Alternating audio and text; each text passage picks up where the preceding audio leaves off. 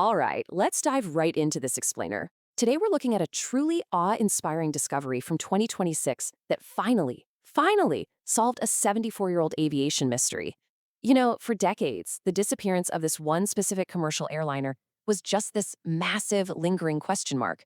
It was like a tragic ghost story of the skies. But thanks to some absolutely incredible modern technology, the ocean has finally surrendered its secrets. So today we're going to explore not just the discovery of the wreckage itself, but the profound, literally life-saving legacy that this specific flight left behind for every single one of us who travels by air today. Just imagine dropping right into the exact moment they found it. The stunned, real-time reaction from the Discovery Channel team was literally just, oh my God, is that a plane? I mean, picture being in that control room, right?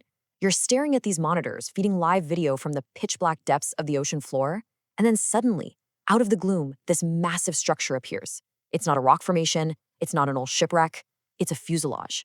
And as the camera pans across the metal, there it is, that iconic, totally unmistakable Pan Am logo, with the lettering still completely visible after more than 7 decades underwater. The search for a major piece of aviation history had just paid off in the most spectacular way. 2000. The wreckage was found a staggering 2,000 feet below the ocean's surface, right off the coast of Puerto Rico. To put that into perspective, trying to find anything at 2,000 feet deep is like looking for a needle in a haystack, in the dark, underwater. It required this highly advanced autonomous underwater drone, stuff that's usually deployed for surveying vast gas and mineral fields, just to finally locate it. The sheer depth completely explains why this plane remained hidden for 74 long years. It was just completely inaccessible until today's cutting-edge tech finally caught up with the search. Which brings us to Section 1, the doomed Easter flight. So, to really grasp why this discovery is so monumental and why it matters so much to us today, we've got to look back at the heartbreaking origins of the tragedy itself. The plane they found was Pan Am Flight 256, which was proudly known as the Clipper Endeavour. Now, this flight took off on April 11th, 1952. And what makes this even more poignant is the timing. It was Good Friday. The flight had just departed from San Juan, Puerto Rico, taking passengers up the coast to what is now JFK Airport in New York. People were excited. They were traveling for the Easter holiday weekend to be with family and friends. It was supposed to be this totally routine, festive flight, which is just a stark, heartbreaking contrast to the tragedy that unfolded next, leaving the plane lost until 2026. Because shortly after leaving San Juan, this routine journey turned into an absolute nightmare. The aircraft experienced a sudden, catastrophic loss of 2 engines. And without that vital power, the plane just couldn't maintain altitude, and it ultimately crashed into the ocean waters below. It happened incredibly fast, literally turning a holiday trip into a frantic fight for survival in a matter of terrifying moments. The human toll here is just devastating. Out of the 69 people on board the Clipper Endeavour that day, 52 perished, while only 17 survived. Grasping those numbers really helps us understand the sheer scale of the tragedy. But what's absolutely crucial to understand here, the big takeaway, is that the presence of those 17 survivors tells us something incredibly important. It tells us that the crash itself was actually survivable. So what went so terribly wrong for the other 52 individuals? Let's dig into that in Section 2, a fatal lack of knowledge. You see, what makes this specific crash so pivotal to modern history isn't just the mechanical failure of those 2 engines. It's the devastating reality of what happened inside the cabin as the plane went down. So the crucial question we have to ask ourselves to truly understand this event is, why was the survival rate so devastatingly low? When a water landing is clearly survivable for some, why did so many fail to make it out? Well, the answer actually doesn't lie in the impact of the crash itself, but rather in a critical piece of information that the passengers were entirely missing.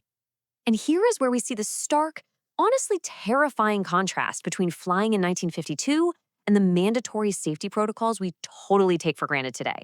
In 1952, there were simply no flight attendant safety briefings. Just think about how jarring that is. When those engines failed and the plane hit the water, complete chaos ensued because the passengers had absolutely no idea where the emergency exits were, they didn't know where their flotation devices were located, let alone how to actually use them. They were completely blind to the safety mechanisms built right into the aircraft. Compare that to modern aviation, where literally no commercial plane takes off without ensuring every single passenger has this exact information. This brings us perfectly to Section 3, the legacy of Flight 256. That glaring failure in 1952, that was the ultimate catalyst that changed aviation safety forever. It became painfully, tragically clear to regulators and airlines that simply having safety equipment wasn't enough. The passengers actually had to know it was there. Because of the 52 lives lost on the Clipper Endeavour, pre-flight safety briefings were made absolutely mandatory. Suddenly, actively pointing out exit locations, identifying where flotation devices are, and demonstrating how to use them, that became standard procedure across the globe. The next time you sit through a commercial pre-flight safety briefing, I want you to remember that you are experiencing the direct, mandatory legacy enacted because of this specific tragedy. Which brings us to our final part, Section 4, Honoring the Lost. When we look back at the 2026 discovery of this remarkable piece of history, finally no longer lost at sea, we really have to view the wreckage through a specific lens. It's not just twisted metal on the ocean floor. As they noted in the discovery footage, the haunting images of this fuselage serve as a permanent memorial. For the families of the victims, this wreckage at the bottom of the ocean is the only grave marker those 52 people will ever have. It anchors our modern safety protocols in a profound debt that we owe to those individuals. Their loss was the horrific price paid so that millions of future travelers could fly safely, armed with the knowledge they need to survive an emergency. So here is the final provocative thought I want to leave you with today.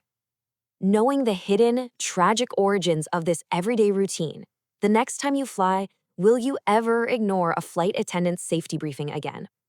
The next time you buckle your seatbelt and the crew begins to point out the exits, take a moment to really listen.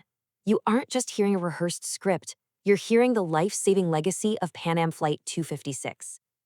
Thanks so much for joining me for this explainer, and safe travels out there.